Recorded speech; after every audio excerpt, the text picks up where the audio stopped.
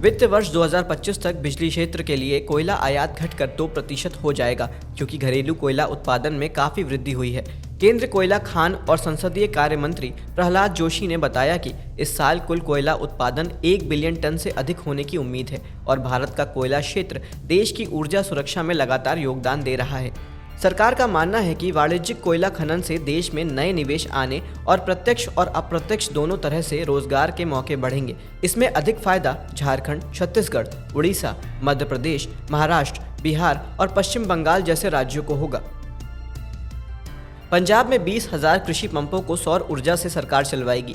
सौर पीवी पैनलों को लगाने के लिए 436 सरकारी भवनों की पहचान की गई है और उनमें से 70 को जल्द ही पहले चरण में पैनलों से लैस किया जाएगा। पंजाब के कई जिलों के ब्लॉकों में केंद्र सरकार की योजना पीएम कुसुम योजना के तहत सोलर पंप लगाए जाते हैं। कृषि क्षेत्र को कार्बन मुक्त करने के लिए ऐसा किया जा रहा है। इस योजना के तहत अपनी जमीन पर केंद्र सरकार की सब्सिडी से सोलर मशीन और पंप लगाकर खेतों की सिंचाई कर सकते हैं। उत्तर प्रदेश के सीतापुर में किसान अब चाय की खेती से मुनाफा कमा रहे हैं। कई किसानों ने पारंपरिक खेती छोड़कर कैमोमाइल ग्रीन टी की खेती शुरू कर दी है। यहाँ के गांवों में 20 से ज़्यादा किसान इस काम को कर रहे हैं। कैमोमाइल एक हर्बल टी है जो काफ़ी लोकप्रिय भी है। कैमोमाइल मूल रूप से एक जड़ी बूटी है जो एक फूल है।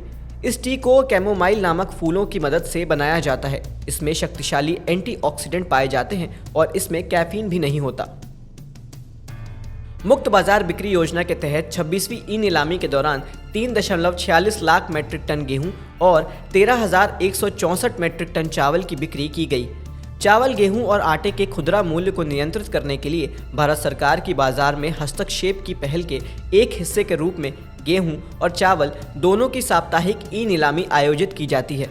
वर्तमान ई नीलामी में चावल की बिक्री पिछली ई नीलामी में बेचे गए 3300 मैट्रिक टन से बढ़कर 13,164 मैट्रिक टन हो गई है। छत्तीसगढ़ में सरकार ने किसानों से एमएसपी पर धान की खरीद करने की सीमा में इजाफा करते हुए इसे 21 क्विंटल प्रति एकड़ तय करने का फैसला किया है। इससे पहले यह सीमा 20 क्विंटल प्रति एकड़ थी। इस सिलसिले में छत्तीसगढ़ के सभी मंडल आयुक्तों और जिला अधिकारियों को आदेश जारी कर दिया गया है। इस आदेश को 1 नवंबर से प्रभावी माना गया है। इससे पहले भी जो किसान अपनी धान को एमएसपी पर बेच चुके हैं वे भी नई सीमा के तहत अपनी धान को सरकारी खरीद में शामिल कर सकेंगे। सरकार ने कहा है कि नैनो यूरिया के इस्तेमाल को बढ़ावा देने के लिए 3 प्लांट स्थापित किए गए हैं जो 17 करोड़ बोतल का उत्पादन करेंगे। नैनो यूरिया के इस्तेमाल से किसान की लागत में कटौती होगी। केंद्रीय कृषि मंत्री अर्जुन मुंडा ने बताया कि देश में 3 नैनो यूरिया प्लांट इफ्को ने गुजरात के कालोल और उत्तर प्रदेश के फूलपुर और आनवला में लगाया है। इससे किसानों पर महंगी डीएपी यूरिया खरीद का खर्च घटकर न्यूनतम हो जाएगा। कृषि वैज्ञानिकों ने किसानों को बासमती धान की फसल में बकानी रोग से सावधान रखने को कहा है। ये रोग फसल में जिब्रेला फुजीकोराई कवक के कारण होता है। जानकारों का कहना है कि बासमती धान की फसल में यह रोग मिट्टी या रोगग्रस्त बीज के चलते फैलता है। अगर आप स्वस्थ बीज का उपयोग करेंगे तो उत्पादन भी अच्छा होगा। इसके अलावा खेत में नाइट्रोजन उर्वरक का इस्तेमाल नहीं करें। वैज्ञानिकों ने रोगग्रस्त पौधों को खेत से निकालकर फेंक देने की सलाह दी है।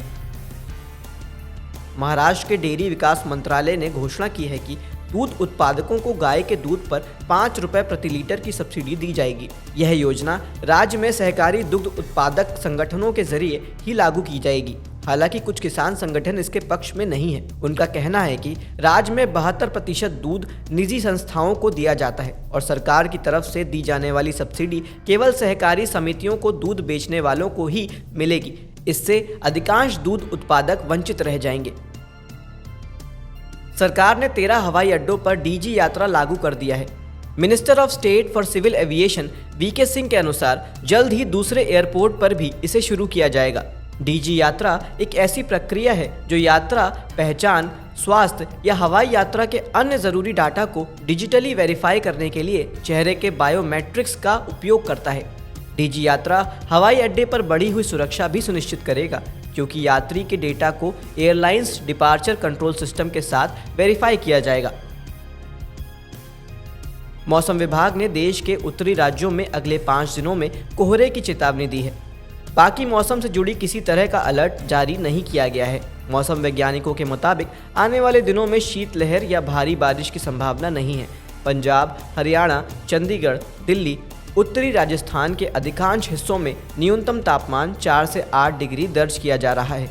इसके अलावा यूपी, दक्षिण राजस्थान, मध्य प्रदेश, छत्तीसगढ़, बिहार, झारखंड और उड़ीसा के अधिकांश हिस्सों में न्यूनतम तापमान 8 से 12 डिग्री दर्ज हुआ है।